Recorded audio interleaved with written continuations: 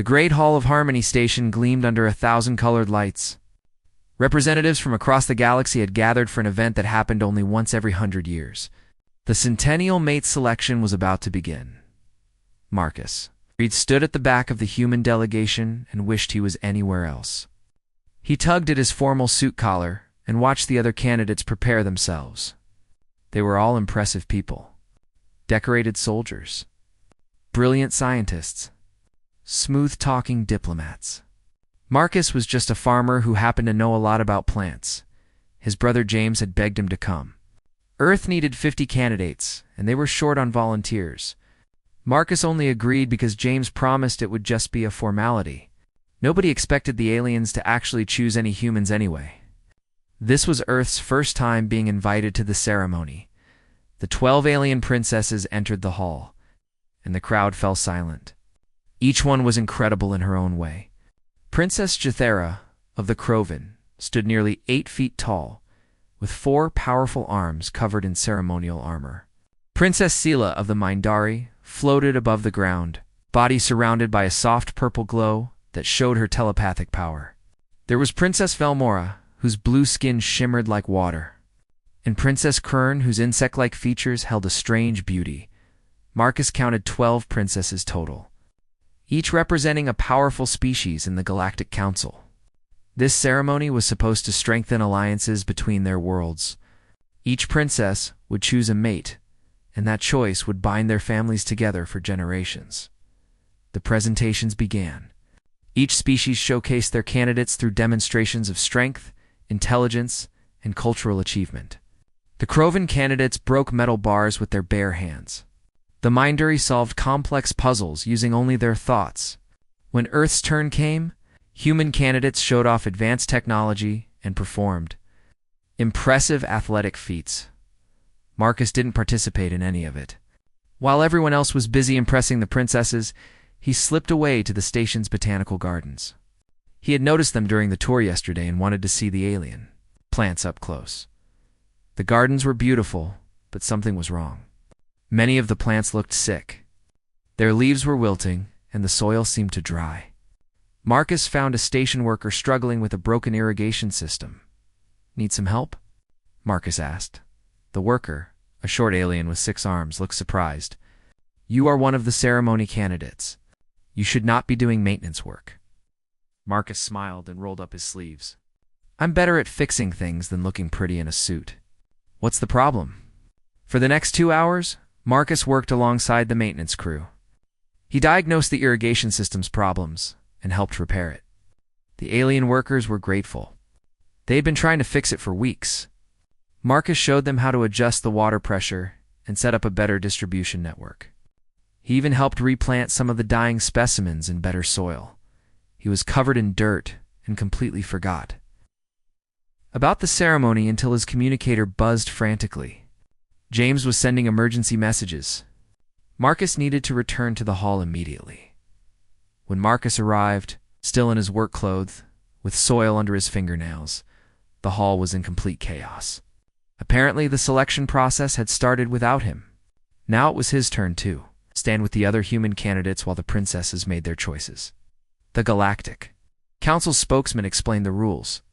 Each princess would choose her preferred mate from any species present. Traditionally, they chose from their own species first to strengthen internal bonds. Sometimes they chose from allied species to create new political connections. Princess Jathera stepped forward first. Her 4 eyes scanned the assembled candidates from all 50 species. The Krovan candidates stood tall, showing their strength. The warriors from other military species beat their chests.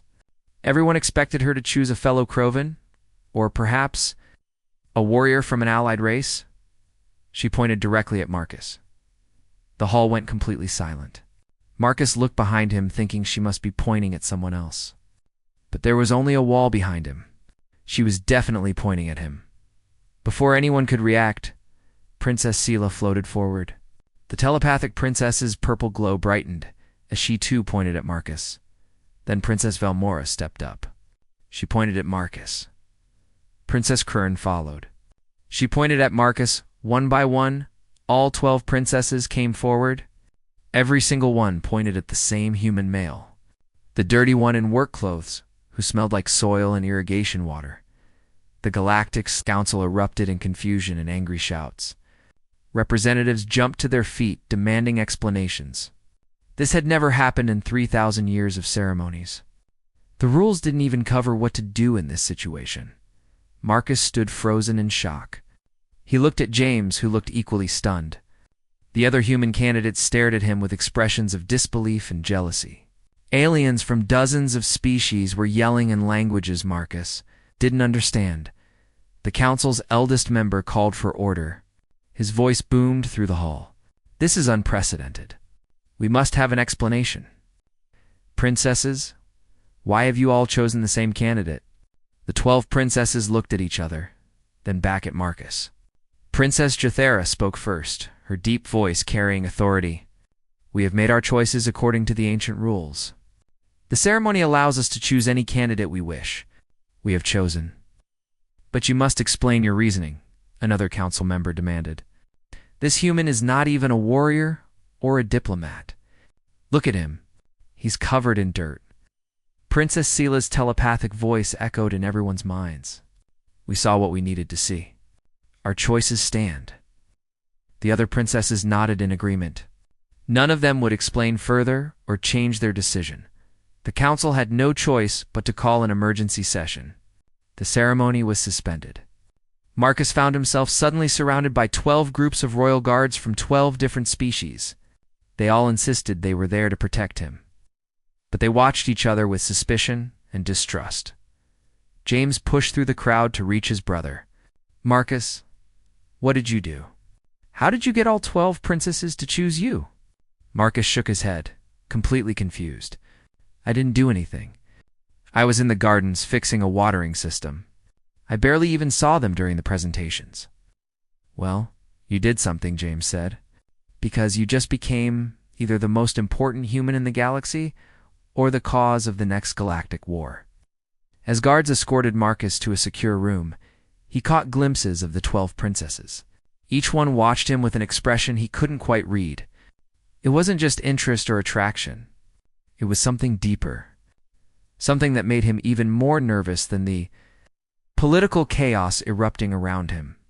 In his secured room with guards outside his door, Marcus sat on the edge of the bed and asked the question that everyone in the galaxy wanted answered. Why me? Part 2. The Impossible Human. The emergency council session began at dawn. Marcus hadn't slept at all. Guards from 12 different species stood outside his room all night, occasionally arguing with each other about who had the right to stand closest to his door. The council chamber was enormous. Hundreds of seats rose in circular tiers around a central platform. Representatives from every major species in the galaxy sat in judgment. Marcus stood on the platform feeling very small and very human. The council's chief arbiter, an ancient being whose species had been traveling space for 10,000 years, spoke first. We will question each princess individually about her choice. This situation must be understood before we proceed. Princess Jathera was called first. The massive Krovan warrior walked to the platform with confidence. Her forearms were relaxed but ready, the way a fighter always stands. Princess Jathera, the arbiter began, your species values martial prowess above all else. You are the greatest warrior of your generation. Yet you chose a human with no combat training and no military rank. Explain. The Sura's 4 eyes focused on the council. I chose based on what I observed. During the ceremony preparations, I witnessed an incident. 2 Krovan soldiers from my honor guard got drunk and started fighting. It was shameful behavior. Before my officers could intervene, this human approached them. She pointed at Marcus. He did not threaten them or show fear. He simply picked 2 flowers from the garden and asked each soldier to smell them. The flowers had a strong, pleasant scent. The soldiers stopped fighting because they were confused. Then he asked them which flower smelled better. They started comparing the flowers instead of fighting each other. By the time they realized what happened, their anger was gone. The council chamber murmured with interest. Jathera continued, my people believe strength is everything. But watching this human, I saw a different kind of strength. He ended a fight without violence. He solved a problem with understanding instead of force. That is a strength my people have forgotten. Princess Sela was called next. The telepathic Mindari floated to the center of the platform, her purple glow illuminating the area around her. Princess Sela, your people are telepaths. You can read the thoughts and intentions of others. What did you sense from this human? Sela's mental voice filled the chamber. Clarity, honesty, complete transparency. Marcus Reed's mind is not guarded like most beings. He was not trying to impress anyone or hide anything. When I scanned his surface thoughts during the ceremony, I found no deception, no hidden agenda, no manipulation. In 300 years of reading minds, I have never encountered such genuine honesty. It was like looking into clear water and seeing all the way to the bottom. The Mindari representative shifted uncomfortably. One spoke up. Surely such transparency indicates a simple mind. Perhaps this human lacks the complexity to hide his thoughts. Sela's glow brightened with what might have been anger. His mind is not simple. It is deep and complex. But he does not waste energy on deception. Every thought connects directly to action. When he sees a problem, he thinks about solutions. When he meets someone, he considers how to help them. There is no layer of social games or political calculation. This is not simplicity. This is purity of purpose. Princess Velmora of the Aquatic Tethians testified next. She described watching Marcus rescue a small maintenance drone that had fallen into a water feature. Most candidates would have ignored it or just reported it. Marcus spent an hour carefully drying each component and repairing the damage. He didn't know anyone was watching. He just saw something that needed fixing and fixed it.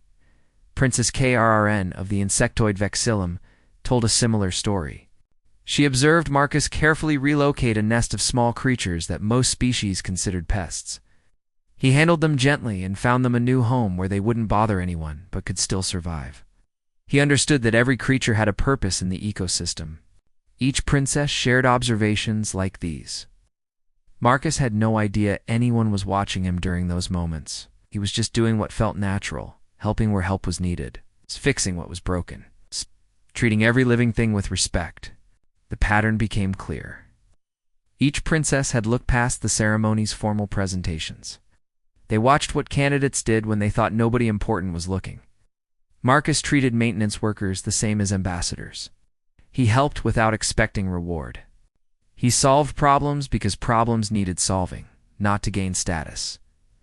When it was Marcus's turn to testify, he stood on the platform feeling overwhelmed. Thousands of alien eyes watched him. The arbiter asked him to explain his actions. Marcus took a deep breath. I'm just a farmer. I grew up fixing things because we couldn't afford to replace them. I learned to help neighbors because that's what communities do. When I see something broken, I want to fix it. I want to see someone struggling. I want to help. That's all I was doing here. But you were here to impress the princesses, the council member said. Why did you spend your time doing maintenance work instead? Because the maintenance workers needed help, and I could provide it, Marcus answered simply. The plants were dying, and I know plants. It seemed more important than standing around trying to look impressive. Did you know the princesses were watching you? No, I wasn't thinking about the princesses at all. I was thinking about the irrigation system. This answer caused another wave of murmuring.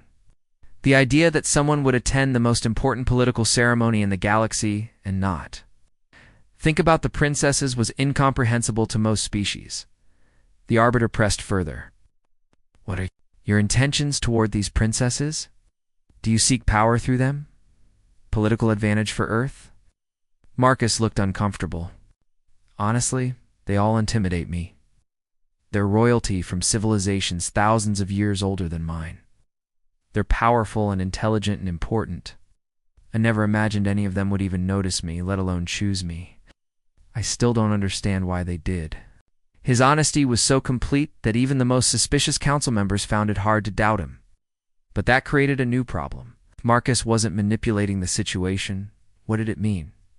How should the council respond? The debate that followed lasted hours. Some species argued this was a human conspiracy to gain influence. Others insisted it was fate showing them something important. The military species worried about power consolidation. The telepathic species were fascinated by Marcus's unusual mind. The diplomatic species saw potential for new alliances or risks of war. Meanwhile, Marcus was taken to a diplomatic suite where he was told to wait. What he didn't expect was that all 12 princesses would insist on staying there too. Guards filled the hallways outside while Marcus sat in a large room with 12 powerful alien princesses. The silence was awkward at first, and Marcus did what he always did when nervous. He started asking questions. He asked Princess Jathera about Krovan culture. He asked Princess Sela what telepathy felt like. He asked Princess Velmora about her ocean homeworld and Princess KRRN about hive structures. The princesses found themselves actually talking to him. Not diplomatic small talk, but real conversation. Marcus listened carefully to each answer and asked follow-up questions that showed genuine interest. He wanted to understand them as people, not as political figures. As the hours passed, something shifted in the room. The princesses started talking to each other too, not as rivals but as individuals sharing their experiences. They discovered they had all seen the same quality in Marcus. He saw people first and everything else second. Princess Jathera said it best. In my culture, showing kindness is weakness. I have been trained since birth to be strong, to dominate, to never show softness. By watching you help those soldiers without violence, I realized my people have confused strength with cruelty. You showed me that true strength includes compassion. The other princesses nodded. Each had come from cultures that devalued certain qualities. The Mindari were so focused on mental pursuits they ignored physical needs. The Tethians were so rigid in tradition they feared change. Marcus represented qualities their own societies had lost. The eldest princess, matriarch Selene of the long-lived Aeonites, spoke with the wisdom of her 1500 years. Perhaps the ceremony worked exactly as intended, not to create political advantages but to reveal genuine compatibility. This human may not be impressive by our usual standards, but he possesses what our civilizations need most: integrity, humility, the ability to see value in all beings. When the council finally called them back, Matriarch Selene delivered this message to the assembled representatives. The galaxy, she suggested, needed to consider whether their definitions of worth had become too narrow. Perhaps this unexpected choice was not a crisis, but an opportunity. The council adjourned again without reaching a decision as Marcus returned. To his suite, now openly accompanied by all 12 princesses, he wondered what would happen next. The galaxy was watching. Alliances hung in the balance. And somehow, a simple farmer from Earth stood at the center of it all. He still didn't feel special. He just felt confused and worried about messing something up. But the 12 princesses, walking beside him, seemed absolutely certain of their choice. Whatever happened next, they would face it together. Part 3. The human perspective back on Earth. The news spread like wildfire. Every screen, every news channel, every social media platform showed the same story. Marcus Reed, an unknown agricultural engineer from Iowa, had been chosen by 12 alien princesses at the Galactic Mate Selection Ceremony. His childhood home in a small farming community was suddenly surrounded by reporters. His neighbors gave interviews describing Marcus as a quiet boy who was always helping someone. His old teachers remembered a student who asked unusual questions and spent more time in the school garden than the cafeteria. Public reaction was divided. Some people celebrated Marcus as proof of human exceptionalism. Humans were so exceptional that even alien princesses couldn't resist them. Others worried about the political implications. What if this caused a war? What if other species saw it as human arrogance? Of course, there were those who were simply jealous. Why did a random farmer get chosen when there were so many other impressive candidates? James Reed, Marcus's brother, found himself doing interview after interview, trying to explain his brother to a confused world. He sat in a television studio, fielding questions from a panel of experts. Senator Reed, your brother has no military training, no diplomatic experience, no advanced degrees. How do you explain 12 alien princesses all choosing him?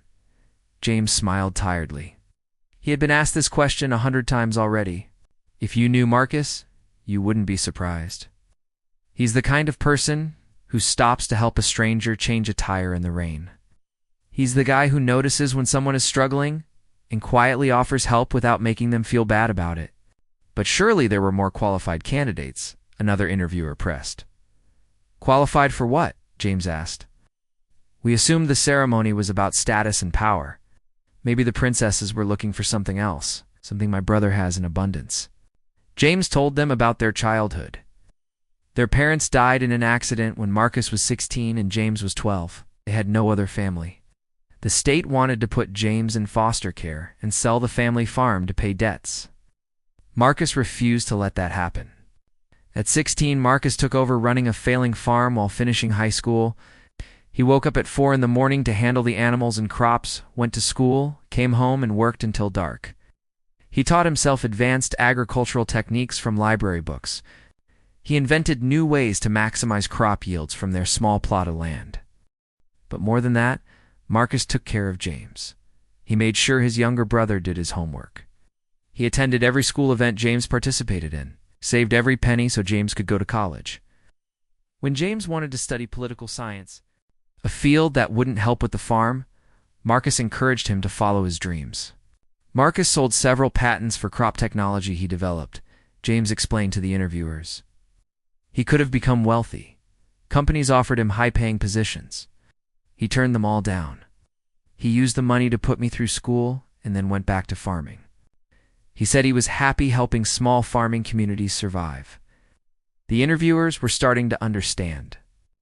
This wasn't about Marcus being the most impressive human. It was about him being a genuinely good person who treated everyone with respect and kindness. On Harmony Station, Marcus sat with the 12 princesses and told them similar stories. They wanted to understand Earth and human culture. They wanted to know what made Marcus the way he was. Princess Jathera asked about human warfare. Marcus admitted he knew very little about it. He had been too busy keeping his farm running to pay attention to military matters. But he shared what he knew about his grandfather, who fought in a war long ago. His grandfather used to say that the best warrior was the one who found ways to avoid fighting in the first place. Princess Sela wanted to understand human thoughts and emotions. Marcus tried to explain how humans felt things deeply, but often hid those feelings behind social masks. He admitted he was not very good at those masks, usually just said what he was thinking or feeling, which got him in trouble sometimes. Princess Velmora asked about Earth's oceans. Marcus had only seen the ocean once, but he described it with such wonder that she smiled. He talked about the interconnectedness of water systems, how rivers fed into seas, how rain came from evaporation, how everything was part of a cycle. He saw Earth's water as one living system, exactly how her people viewed their ocean homeworld. As the conversations continued, something became clear. The qualities that attracted the princesses to Marcus were not actually common human traits. Earth had plenty of violent, deceptive, selfish people. Marcus's compassion and honesty were not normal, even among humans. Princess KRRN pointed this out.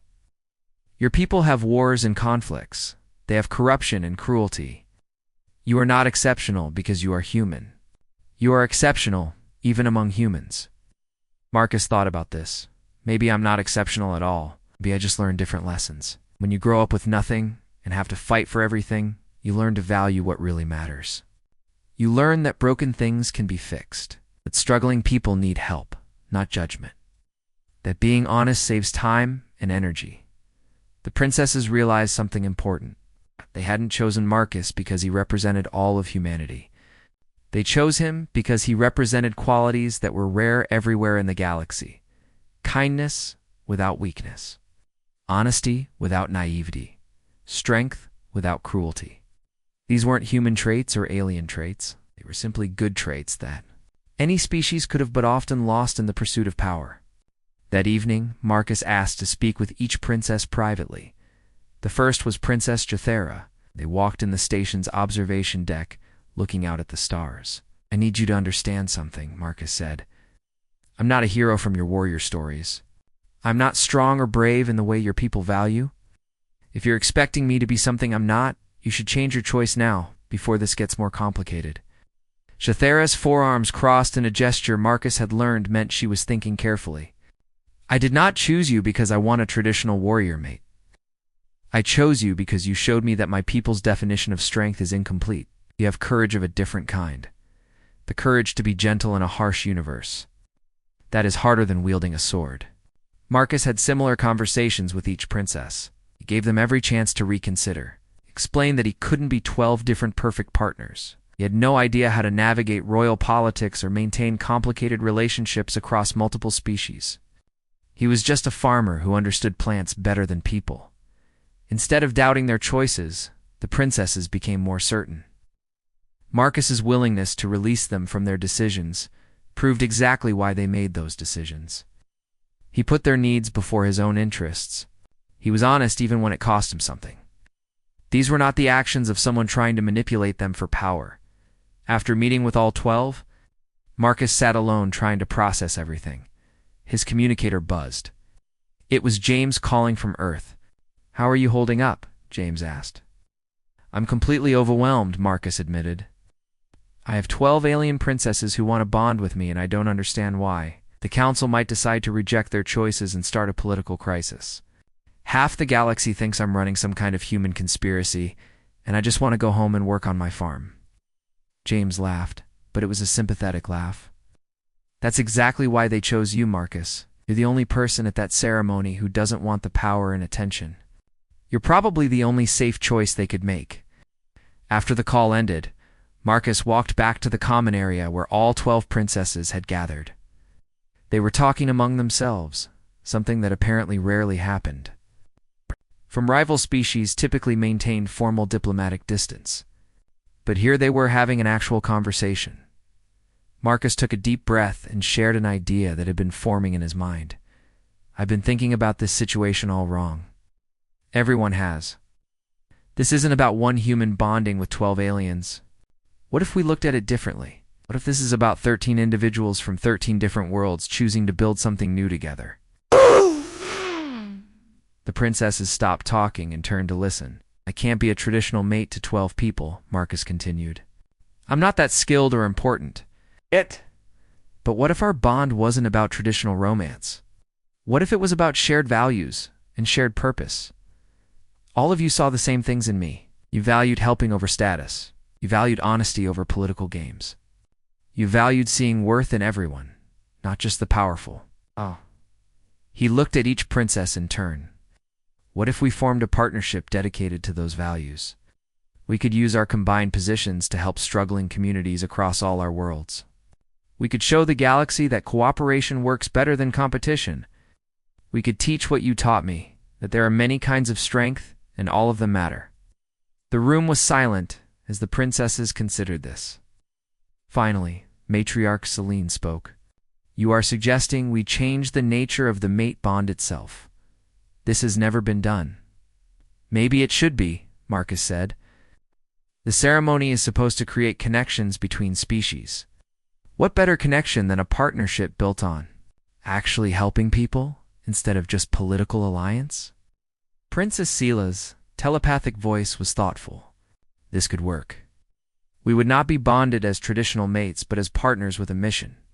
Each of us could maintain our royal duties while contributing to this shared purpose." The other princesses began discussing the idea with growing excitement. For the first time, they were talking to each other not as rivals for the same male, but as potential teammates working toward the same goal. Marcus watched them and felt something shift. Maybe he couldn't be what traditional expectations demanded, but maybe he could be part of something new, something that would actually make a difference in the galaxy. The question was whether the Galactic Council would accept such an unprecedented arrangement. That answer would come soon enough. Part 5. The choice that changed everything. The simulation chamber was massive. It could recreate entire environments from across the galaxy. For the test of unity, the Council had designed a scenario specifically for Marcus. He would be placed in a crisis situation requiring him to make impossible choices between the needs of different species. The test was designed to prove that truly bonding with 12 different aliens was impossible. Marcus stood at the chamber entrance with the 12 princesses beside him. The rules allowed them to participate since the test was about unity with them. They would face the scenario together. The chief arbiter explained the test. You will be placed in a failing space station. Multiple critical systems will collapse simultaneously. Each decision you make to save one species will harm another. You must demonstrate that you can truly unite 12 different beings with conflicting needs. The test will last 2 hours. What the arbiter did not know was that saboteurs had already compromised the chamber's safety systems. What was meant to be a difficult simulation would become a real crisis. The test began. Marcus and the 12 princesses materialized inside the simulation of a damaged station. Alarms blared. Emergency lights flashed. Computer announced multiple system failures. At first, it seemed like a normal simulation. Then Princess Sela's telepathic sense detected something wrong. This is not behaving like a simulation. The danger feels real. She was right. The sabotage had worked too well. The simulation chamber's safety protocols were completely offline. The environmental controls were actually failing. Temperature was dropping toward vacuum levels. The air was being vented into space. This was no longer a test. This was a real emergency. Marcus's mind immediately shifted into crisis mode. This was no different than when a storm hit the farm and everything went wrong at once. Multiple problems requiring immediate solutions with limited resources. He had handled situations like this before, just never in space with alien princesses. Everyone, listen carefully, Marcus said with a calm that surprised even him. We're going to treat this like any other emergency. First, we assess what we have. Then we prioritize what needs to be done. Then we match tasks to whoever can do them best. He started giving clear, simple instructions. Princess Sela, use your telepathy to scan the entire station. Find where the real damage is versus what's just sensor errors. Princess Jathera, we need those emergency doors opened. I don't care if you have to rip them off. Princess Velmora, there's water flooding in Section C. That's your element. Get in there and find the leak source. The princesses responded instantly. They were used to being leaders themselves, but in this crisis, having one clear voice giving sensible orders was exactly what they needed. Marcus wasn't treating this as a competition. He was organizing them as a team. Through the station's failing view screens, the council watched in shock. This was not supposed to happen. The chief arbiter immediately ordered rescue teams deployed, but the chamber's exit doors had been sabotaged. They were sealed from the inside. Breaking through would take time, and the 13 people inside were running out of air. Marcus worked through the problems methodically. Princess Kroon used her Vexillum chemical analysis abilities to identify which air filters were still functional. Princess Velmora found the water leak and used her species' natural ability to manipulate water to redirect it away from critical systems. Princess Jathera's raw strength opened doors that had sealed shut. Each princess brought unique abilities to the crisis. Marcus's role was not to be the strongest or smartest. His role was to see how all the pieces fit together. He coordinated their efforts, making sure no one was working against anyone else. Then they reached the critical decision point. The station's power core was failing. There were two options. They could route all remaining power to life support, which would keep them alive longer, but guarantee the core would explode eventually, killing everyone. Or they could shut down life support temporarily and use that power to attempt a risky repair to the core, which might save them but would definitely kill them if it failed. The test scenario had been designed to force an impossible choice. Save the Krovin's needs or the Mandari's needs. Choose one species over another. Prove that unity was impossible. Marcus looked at the two options and shook his head. No, these aren't the only choices. Impossible choices are only impossible if you accept the limitations someone else gives you. He started analyzing the power distribution system. It was based on technology that combined elements from multiple species. Marcus had been learning about these different technologies over the past weeks from the princesses. He started connecting things in his mind. What if we don't choose between life support and core repair? What if we do both with less power? Princess Sela, can your people enter a meditative state that reduces oxygen needs? Princess Velmora, can you create a water-based cooling system for the core using less energy than the mechanical one? The princesses caught on to what he was doing. He was combining their different abilities to create a third option the test designers never considered. The Mindari could reduce their oxygen consumption through meditation. The Tethians could create biological cooling systems. The Vexillum could process toxins that built up in recycled air. The Krovan could physically stabilize damaged structures. Working together, it created a hybrid solution that no single species would have thought of. They reduced power consumption enough to keep life support running at minimal levels, while also having enough energy to repair the core.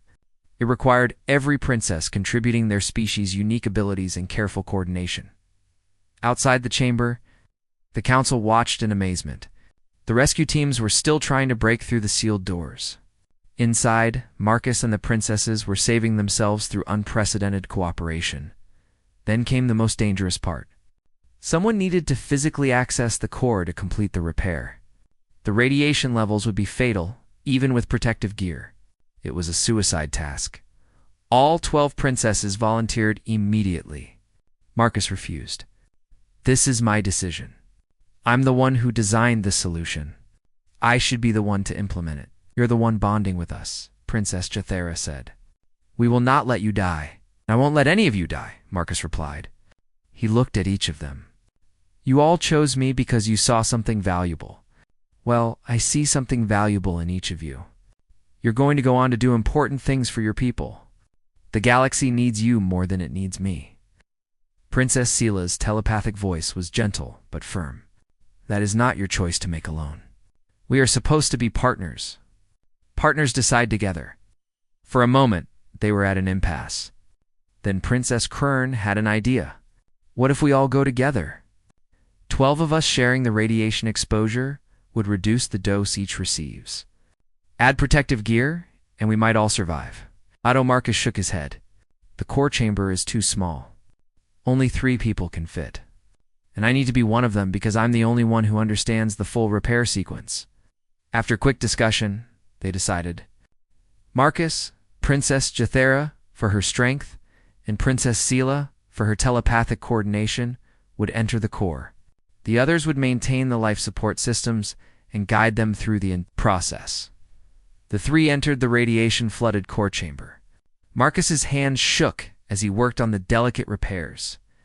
Princess Jathera used her forearms to hold damaged components steady.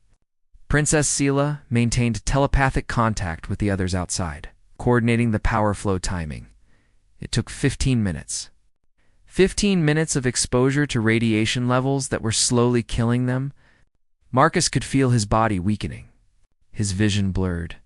His hands grew clumsy. But he kept working because 10 other beings were depending on him. They depended on the 9 others outside. Finally, the repair was complete. The core stabilized. Power levels began rising to safe levels. Marcus Jathera and Sela stumbled out of the core chamber just as the rescue teams finally broke through the sealed doors. Medical teams rushed in. Marcus collapsed, his body shutting down from radiation exposure. The last thing he saw before losing consciousness was 12 faces, looking down at him with expressions of fear and hope. He woke up 3 days later in a medical bay. His body hurt everywhere. Princess Velmora sat beside his bed, her water-like features showing obvious relief. "You're awake. The doctors said your recovery would be slow but complete. Jathera and Sela are also recovering. We all survived." Marcus's voice was weak. "What happened? Did we pass the test?" "The test does not matter anymore," Velmora said softly. "The saboteurs were caught. They confessed to everything. The council is in chaos. But more importantly, the entire galaxy watched what happened in that chamber." She explained that the events had been broadcast across all civilized space.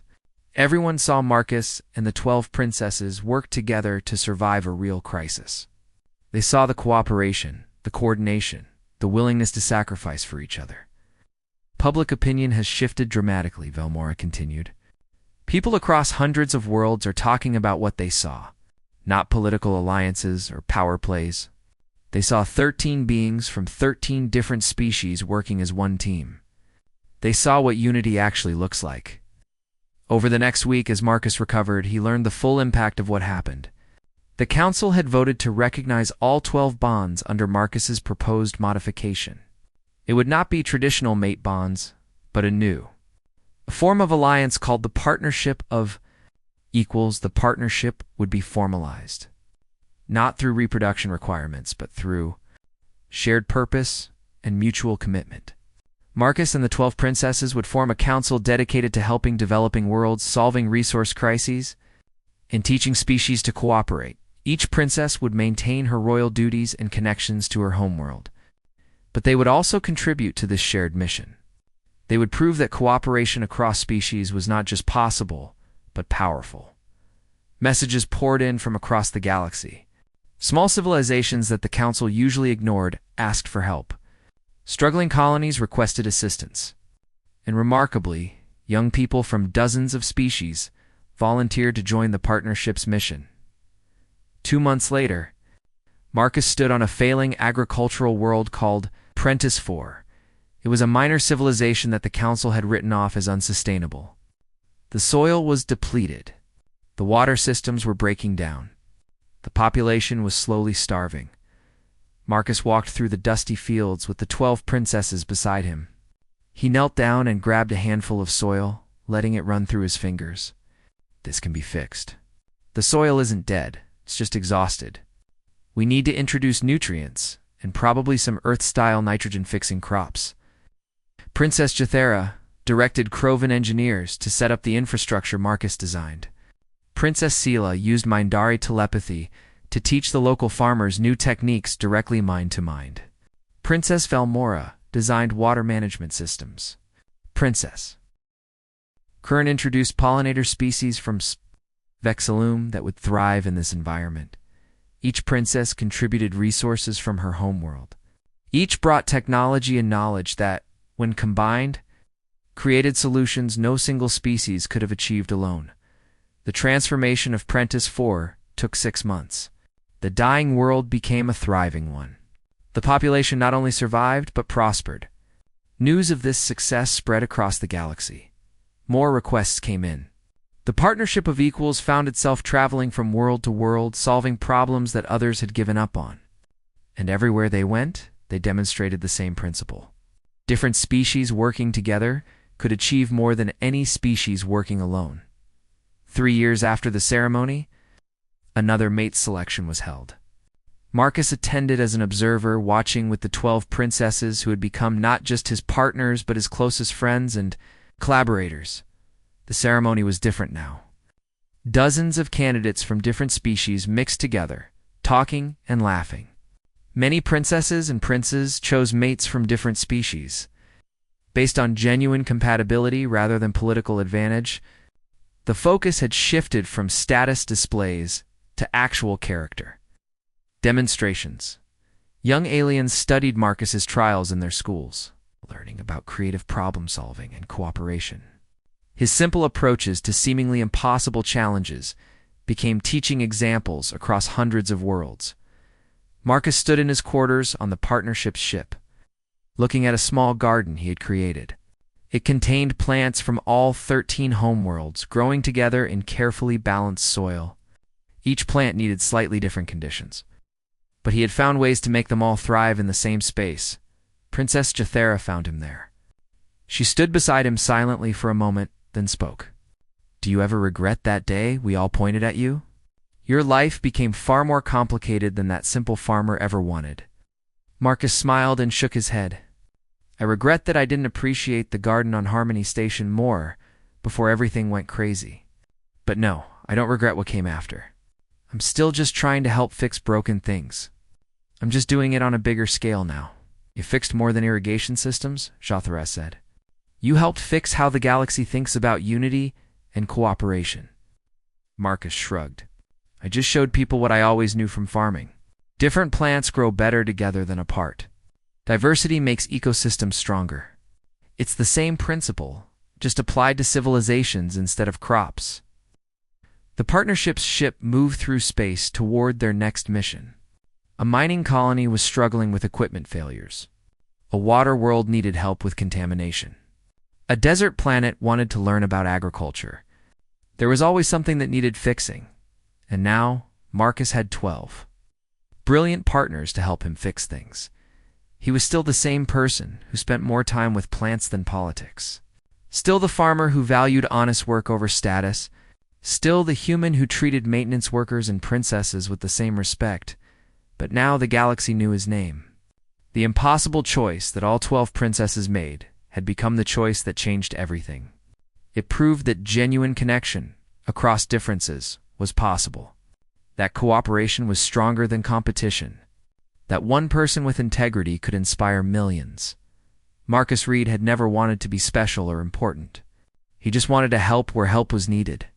And in doing so, he became exactly what the galaxy needed most. Not a hero from legend or a brilliant genius. Just a good person who saw value in everyone and showed others how to work together. The partnership of equals continued its work across the stars, proving every day that 13 different beings from 13 different worlds could build something beautiful together. And everywhere they went, they left the same lesson behind. Unity was not about everyone being the same. Unity was about different strengths working toward shared goals. That was the lesson a simple farmer taught to an entire galaxy. And the galaxy, slowly but surely, was learning to listen.